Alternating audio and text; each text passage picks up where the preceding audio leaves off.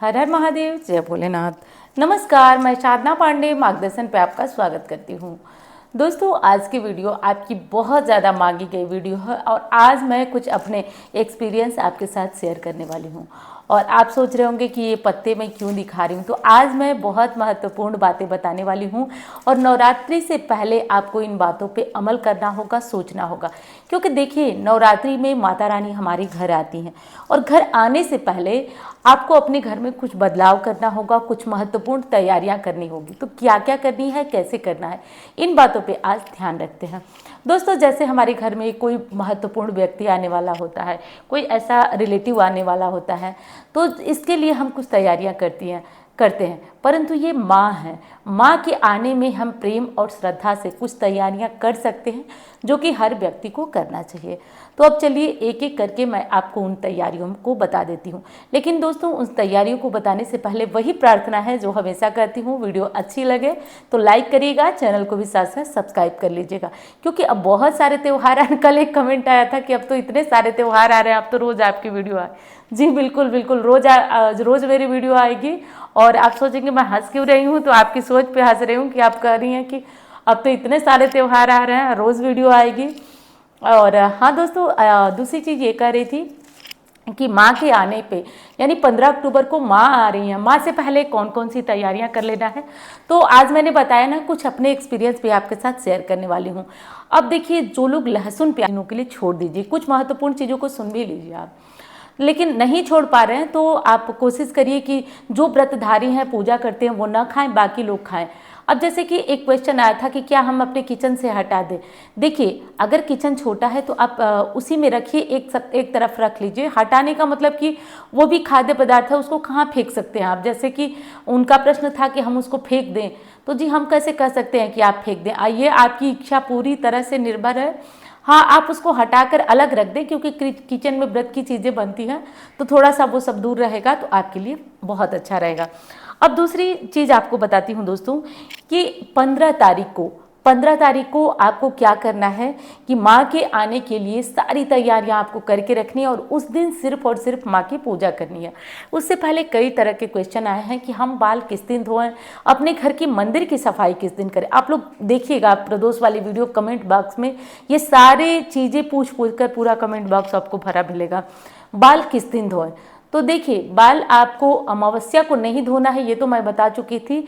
लेकिन ये छोटी बात मुझे लगी, इसलिए मैंने अपने वीडियो में कवर नहीं किया कि देखिए, आपको संडे को जब आप प्रतिपदा तिथि में कलश स्थापना करते हैं, उससे पहले आप बाल धो सकते हैं साबुन शैम्पू लगा करके। शरीर में भी साबुन शैम्पू लगा सकते हैं। अब आप पूछेंगे कि क्या पूरी नवरात्रि साबुन शैम्पू लगाना चाहिए, तो जी नहीं। साबुन शैम्पू में ऐसे बहुत सारी चीज़ें होती हैं जो व्रत के लिए निषिद्ध मानी गई हैं। परंतु आप क्या करें कि प्रतिपदा के दिन साबुन शैम्पू लगा लें, उसके बाद आप पानी से स्नान करें, विशेषकर 9 दिनों के व्रती लोग। और किसी कारण से, जैसे कि एक भाई का प्रश्न था कि मैं तो पूजा पाठ कर ही नहीं सकता हूँ, कोई मेरे पास बैठ ही नहीं पाएगा अगर मैं साबुन नहीं लगाऊंगा, तो ऐसी कोई परिस्थिति है तो आप ज़रूर लगाइए। क्योंकि कहा जाता है ना कि सबसे बड़ी चीज़ तो अपनी परिस्थितियाँ होती हैं। अब चलिए दोस्तों, कुछ महत्वपूर्ण चीज़ें आपको और बता देती हूँ। आप अपने घर में जो भी चीज़ें अब निकालना है, आप निकाल चुके होंगे। जो भी साफ सफाई, ये बताने की ज़रूरत नहीं, आप लोग कर चुके होंगे।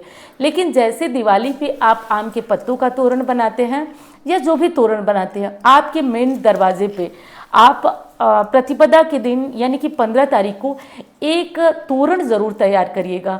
देखिए, मैं ये तोरण तैयार करती हूँ और आपको बता रही हूँ कि ये तोरण कैसे तैयार करना है। आम की पत्तियाँ ले लीजिए, ज़्यादा नहीं बना सकते तो आप 20, 25, 21 जितनी पत्तियाँ हो ले लीजिए।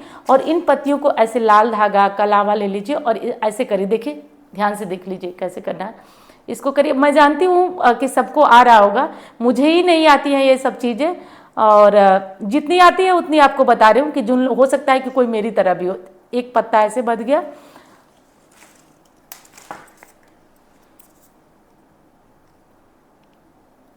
अब देखिए ये हमारा दूसरा पत्ता बच गया। ऐसे करके हम पूरे पत्ते बांध करके, ये निकल गया, आप लोग बांध लीजिएगा इसको। तो ऐसे करके पूरा पत्ता आप बांध करके एक सुंदर सा तोरण तैयार करिएगा। अब मैं बताती हूँ इससे होगा क्या। मन में यही आ रहा होगा कि ये छोटी बात क्यों बता रही हूँ। दोस्तों, ये छोटी बात नहीं है।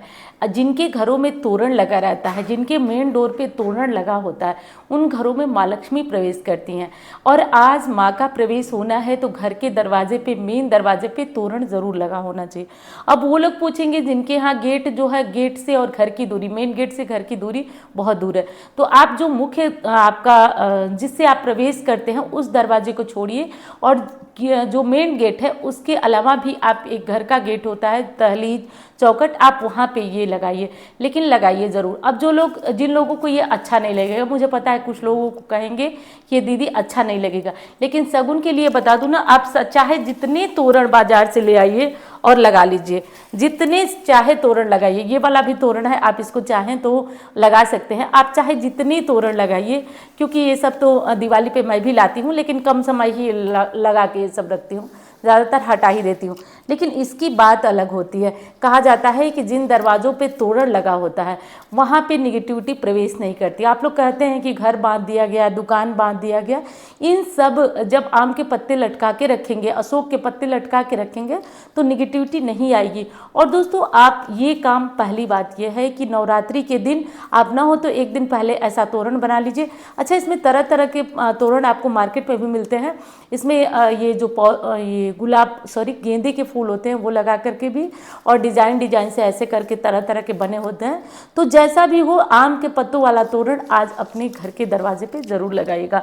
और दूसरी चीज़ आपसे कहना चाहूँगी कि आप लोग जगिएगा जल्दी।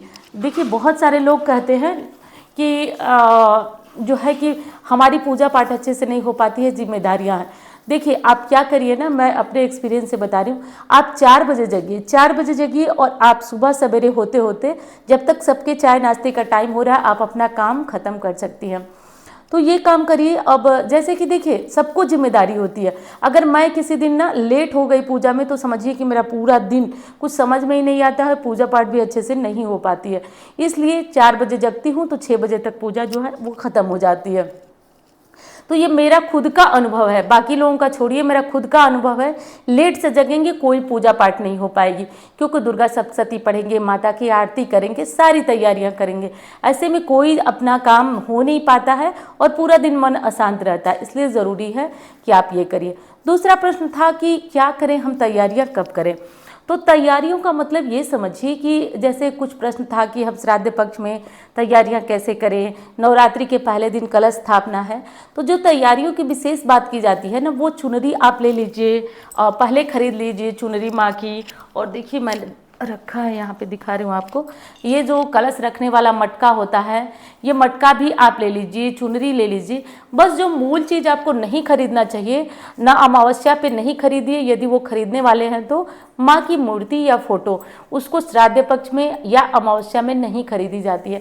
बाकी मैंने पहले ही श्राद्ध पक्ष की जो पहली वीडियो गई थी उसमें कहा कि पूजा पाठ के लिए खाने पीने की चीज़ों में कोई जो है दिक्कत नहीं है। तो आप ये सब सामग्रियाँ खरीद कर अपनी तैयारी कर सकते हैं। इस चीज़ का ध्यान रखिएगा। और जो मैंने कहा ना 4 बजे वाली बात, उसको भूलिएगा मत कि 4 बजे सुबह उठिएगा। जैसे कि मैं 6 बजे तक अपनी पूजा ख़त्म करती हूँ, उसके बाद हम लोग टहलने जाते हैं।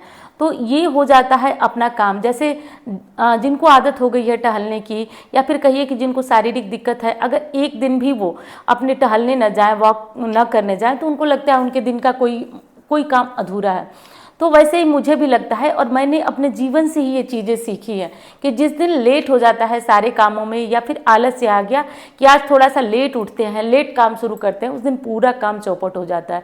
और दैनिक दिनचर्या में आप ये गलती कर भी देते हैं, करिएगा, 9 दिनों के नवरात्र में मत करिएगा, आप बहुत परेशान हो जाएंगे। इसलिए 4 बजे उठिएगा। अब इसके बाद क्वेश्चन आपका होगा, मुझे पता है, कि दीदी हम तो लेट उठते हैं, जल्दी उठ के पूजा कर लेते हैं, दिन में नींद आती है और दिन में सोने के लिए मना किया जाता है नवरात्रि में।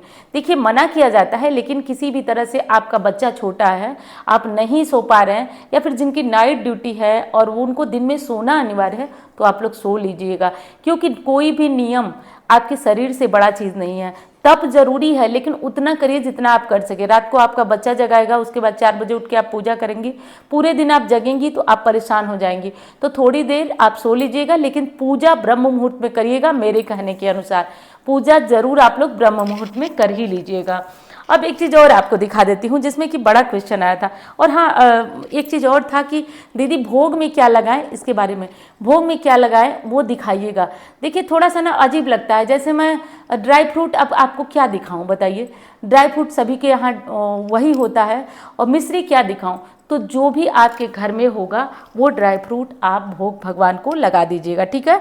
अब प्रतिदिन अलग अलग कौन से भोग लगाना है, वैसे तो हर चीज़ की वीडियो जो है अलग अलग जाती है कि पहले दिन आपको कौन से भोग लगाना है, क्या करना है। फिर भी आप लोगों की बहुत ज़्यादा रिक्वेस्ट है कि आप दिखाइए, हमको तैयारी करना है। तो पहले दिन गाय के घी का आप थोड़ा सा कटोरी में, चांदी की कटोरी हो तो उसमें चांदी की कटोरी में रख लीजिएगा। जितने भी चांदी वगैरह के बर्तन हो आपके निकाल कर पहले साफ कर लीजिएगा। तो मैं भोग का बात कर रही थी, तो पहले दिन गाय के घी का भोग लगाइएगा, ठीक है। और दूसरे दिन माँ को चीनी का भोग लगाइएगा, या फिर पंचामृत बनाकर भी भोग लगा सकते हैं। इससे बहुत ज़्यादा अच्छा रहता है प्रतिदिनों के अनुसार लगाने से।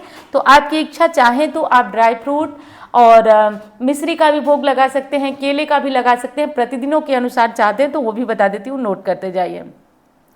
तीसरे दिन जो है माँ को जो गाय का दूध होता है उसका भोग लगा दीजिए। चौथे दिन माँ को मालपुआ का भोग लगा दीजिए, वो दान भी किया जाता है। और पांचवें दिन माँ को जो है केले का भोग लगाया जाता है। और छठे दिन माँ को मीठे पान का भोग लगाया जाता है, दूध का भोग लगाया जाता है, केले का भोग लगाया जाता है। जो भी आपको ठीक लगे वो चीज़ें आप चढ़ा सकते हैं। और सातवें दिन माँ को गुड़ का भोग लगाया जाता है, गुड़ से बने हुए पकवान कुछ भी चाहे तो आप भोग लगा सकते हैं। और आठवें दिन जो अष्टमी का दिन होता है माँ को नारियल का भोग लगाया जाता है। नौवें दिन माँ को जो है वो हलवा पूरी का भोग लगाया जाता है, काले तिलों का भोग लगाया जाता है। तो इनमें से जो भी चीज़ें आपको उपलब्ध हों वो आप लोग भोग लगा लीजिएगा। अब आप सोचेंगे मैं ये साड़ी क्यों दिखा रही हूँ, तो देख लीजिए ये साड़ी बहुत महत्वपूर्ण है, देख लीजिए। अब आप सोच रहे होंगे कि बहुत कीमती, बहुत महंगी होगी, तो ये ऐसा कुछ नहीं है। न ये साड़ी बहुत कीमती है, न ये साड़ी बहुत महंगी है। मैं दिखा इसलिए रही हूँ कि ये साड़ी से मैं पता नहीं कितने सालों से नवरात्रि की पूजा या फिर कोई विशेष पूजा होती है जिसमें मंत्र वगैरह जपना होता है, पूजा करना होता है, तो मैं करती हूँ और ठीक इसी तरह इसको फोल्ड करके और रख देती हूँ। तो अब आप लोगों से ये रिक्वेस्ट है हमारी कि आप लोग कभी भी नवरात्रि की पूजा नाइटी वगैरह में मत करिएगा, ध्यान रखिएगा। बहुत सारी औरतें जल्दी जल्दी में कर देती हैं। देखिए माँ दुर्गा ही सभी देवियों का अवतार है, लक्ष्मी का भी वही अवतार है। तो खूब अच्छे से तैयार हो लीजिएगा और तब करके और माता दुर्गा की पूजा करना है। तो लाल साड़ी, ऐसा नहीं है कि किसी के पास लाल साड़ी है, सूट है, तो एक साड़ी या सूट आप लोग रख लीजिए। और वो भी नहीं रख पाते हैं तो कोई भी किसी रंग का पहनिएगा, आप लोग नीला मत पहनिएगा, काला मत पहनिएगा। तो एक साड़ी या सूट रख लीजिएगा। मैं क्या करती हूँ कि जब पूजा करने जाती हूँ तो साड़ी अपना पहन लेती हूँ, और जब मेरी पूजा खत्म हो जाती है तो मैं साड़ी उतार देती हूँ। और फिर उसी साड़ी को, क्योंकि साफ सुथरी होती है, फिर मैं शाम को भी वही कर लेती हूँ। शाम को जब मेरी पूजा हो जाती है तो फिर अगले दिन भी वही करती हूँ। और प्रतिदिन जो है वो शाम की पूजा के बाद या फिर सुबह जब मेरी पूजा खत्म होती है, शाम को तो धो नहीं पाती हूँ, शाम को जब सुबह मेरी, तो प्रतिदिन जो है इस साड़ी को आप खंगाल सकते हैं। नहीं भी खंगालते हैं तो सिर्फ पूजा करते हैं तो इसमें कोई दोष नहीं लगेगा। तो इस तरह से करके बहुत सालों से मेरी ये साड़ी चली आ रही है और मैं इसी को बहुत अच्छी भी लगती है क्योंकि इसमें रेड कलर है और कोई कलर नहीं है, और पूजा के लिए मुझे बहुत अच्छी लगती है। तो इस तरह से करके आप एक साड़ी, एक सूट रख लीजिए। लाल और काले सूट तरह के जो कपड़े होते हैं उनको प्रयोग नहीं किया जाता है। और तो बस यही नियम है, नाइटी वगैरह में मत करिएगा, तैयार अच्छे से हो जाइएगा। और मेहंदी वगैरह नवरात्र में नहीं लगाया जाता है तो ध्यान रखिएगा, मेहंदी नहीं लगाया जाता है। पीले सिंदूर से मांग नहीं भरी जाती है क्योंकि पीले सिंदूर इन दिनों माँ को चढ़ाया जाता है। माँ को चढ़ा के आप मांग भर सकते हैं। नई चूड़ियाँ, मेहंदी, महावर सब माँ को चढ़ाया जाता है। इन दिनों हम श्रृंगार नहीं कर सकते, तो जो भी नई चूड़ियाँ वगैरह आप लाते हैं माँ को चढ़ाइए। कहीं जाना है, जरूरी है, तो पहले मेहंदी माँ को समर्पित करिए, फिर अपने हाथों में लगाइए। पहले चूड़ी, पायल, जो भी नई चीज़ें आपको धारण करना है वो पहले माँ को चढ़ा दीजिए और वही उतार के उनका प्रसाद स्वरूप आप पहन लीजिए। कोई नया कपड़ा जरूरी है कि इसको पहनना है। तो बहुत एक बच्ची का कमेंट आया था कि मेरी विदाई है नवरात्रि में तो मैं क्या करूं। तो आप सब कुछ समर्पित करके माँ को, क्योंकि पहली विदाई है, मायके जाना है पहली बार, तो आप तैयार हो जाइएगा सब कुछ माँ को समर्पित करके और खुद उनका प्रसाद स्वरूप समझ के पहन लीजिएगा। तो इस तरह से करिएगा। और मेरी जो 2 बातें हैं नवरात्रि के पहले वो नोट कर लीजिएगा। पहले दिन से आप 4 बजे जगिएगा, उसके बाद आपकी इच्छा जितने बजे जगिए, 9 दिनों तक ये काम करिए। और एक साड़ी आप लोग करके देख लीजिए, मेरा कई सालों का एक्सपीरियंस है, बड़ा आराम से निकलता है। ये साड़ी जो है वो आप एक रख लीजिए, सूट रख लीजिए, लाल रंग का रखिए। लाल पॉजिटिविटी का भी प्रतीक होता है, साथ साथ पूजा पाठ में भी हमारी एकाग्रता को बढ़ाता है। माँ की पूजा में लाल रंग से अच्छा और कोई रंग नहीं होता। वैसे तो मैं दिनों के अनुसार आपको रंग बताती ही हूँ। और किस विषय पे वीडियो चाहिए फटाफट आप लोग बताइएगा, क्योंकि वीडियो अब मैं जो है थोड़ा 1-2 दिनों के लिए फ्री हूँ, तो आपके लिए ऐसी ऐसी वीडियो बनाते रहूँ। अच्छा, एक चीज़ और कहना चाहूँगी, इस बार मैं संडे को नहीं सैटरडे को लाइव आऊँगी। सैटरडे को, क्योंकि संडे के दिन पूजा रहेगी, फिर हम सभी व्यस्त रहेंगे, तो संडे को नहीं सैटरडे को रात को लाइव आऊँगी। तो सैटरडे को रात या फिर दिन में कभी भी, टाइम तो अभी फिक्स नहीं कर पाई हूँ, लेकिन मैं सैटरडे को लाइव आऊँगी। तो जो भी क्वेश्चन होगा लेके तैयार रहिएगा। और हाँ दोस्तों, मैंने अपना एक्सपीरियंस शेयर किया, आपको कैसा लगा बताइएगा ज़रूर। अच्छा लगता है तो लाइक करिए, चैनल को भी साथ साथ सब्सक्राइब कर लीजिएगा। तो चलिए मिलती हूँ अन्य वीडियो में। धन्यवाद।